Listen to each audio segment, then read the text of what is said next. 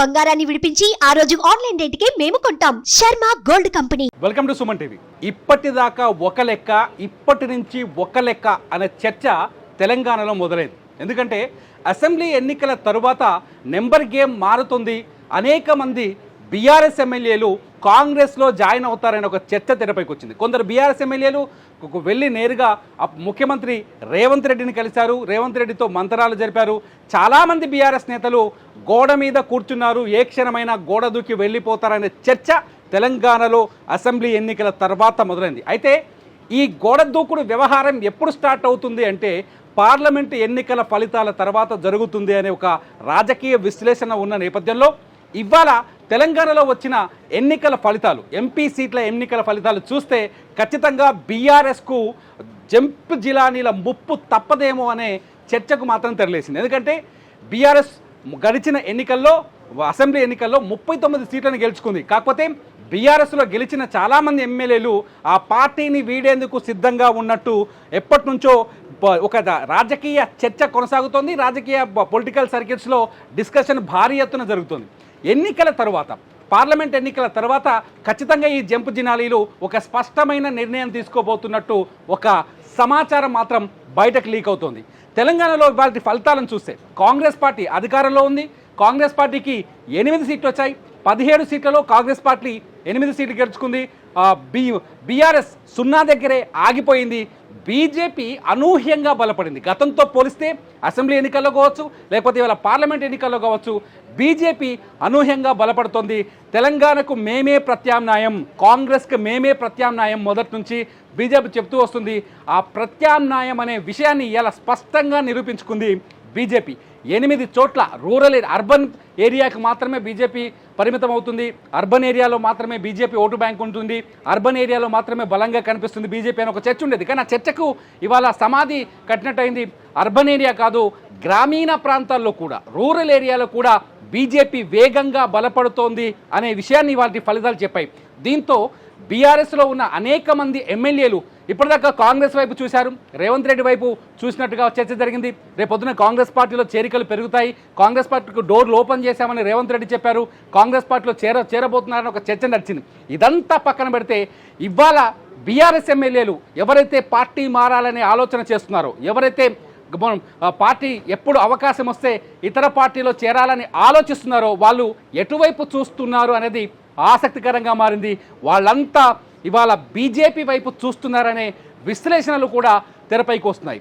అధికారులు, ఎందుకంటే తెలంగాణలో ఇవాళ బీజేపీ ఈ స్థాయిలో గెలవడానికి కానీ, ఇంత మంచి విజయాన్ని నమోదు చేయడానికి కానీ కారణం బీఆర్ఎస్ ఓటు బ్యాంక్ అనేది చాలా స్పష్టంగా అర్థమవుతుంది. కాంగ్రెస్ వైపు ఓటు వేయలేని వారు, కాంగ్రెస్ వైపు అడుగులు వేయలేని వారు, కాంగ్రెస్ అంటే ఇష్టం లేని వాళ్ళు, వీళ్ళు ఖచ్చితంగా బీఆర్ఎస్ వైపు టర్న్ అయి ఉంటారు. గ్రామీణ ఓటర్ కావచ్చు, లేకపోతే 2వ స్థాయి 3వ స్థాయి నాయకులు కావచ్చు, గ్రామస్థాయి నాయకులు కావచ్చు, మండల స్థాయి నాయకులు కావచ్చు, వాళ్ళు ఇప్పుడు బీజేపీ వైపు చూడబోతున్నారు.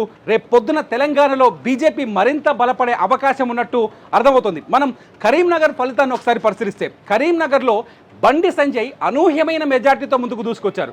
బండి సంజయ్ మెజార్టీ చూస్తుంటే ఖచ్చితంగా గ్రామీణ ప్రాంతాల్లో బీజేపీ మరింత బలపడుతోందని అర్థమవుతోంది. నిజామాబాద్ ఫలితాన్ని చూస్తే, నిజామాబాద్లో ధర్మపురి అరవింద్ ఏదైతే పసుపు బోర్డు మీద శపథం చేశారో ఆ పసుపు బోర్డుని శాంక్షన్ చేసి తీసుకురాగలిగారు. మొన్న ఎన్నికల్లో, అసెంబ్లీ ఎన్నికల్లో కోరుట్ల ఎమ్మెల్యేగా పోటీ చేసి ధర్మపురి అరవింద్ ఓటమి పాలయ్యారు.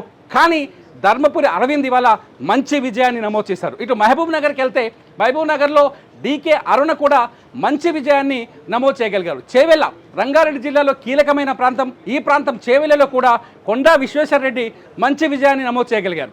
హైదరాబాద్లో 2 స్థానాలు, సికింద్రాబాద్ కావచ్చు, మల్కాజ్గిరి కావచ్చు, బీజేపీ ఒక అద్భుతమైన విజయాన్ని సొంతం చేసుకోగలరు. ఇవన్నీ చూస్తుంటే బీఆర్ఎస్ ఓటు బ్యాంకు పూర్తిగా బీజేపీ వైపు షిఫ్ట్ అవుతున్నట్టుగా తెలుస్తుంది. బీఆర్ఎస్ బలహీన పడిపోతుంది.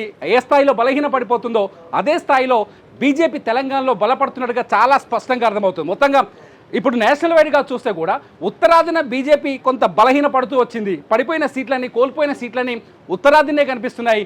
సాధించిన సీట్లన్నీ దక్షిణాదిన బీజేపీ గతంలో ఎప్పుడు ఎక్స్పెక్ట్ చేయని స్థాయిలో సీట్లు పెరుగుతూ వచ్చాయి. అంటే దక్షిణాదిన కూడా బీజేపీ బలోపేతం అవుతుంది. ముఖ్యంగా తెలంగాణలో బీజేపీ చాలా స్పష్టమైన బల ప్రదర్శన చేసింది, చాలా స్పష్టమైన మెజార్టీని తీసుకోగలిగింది.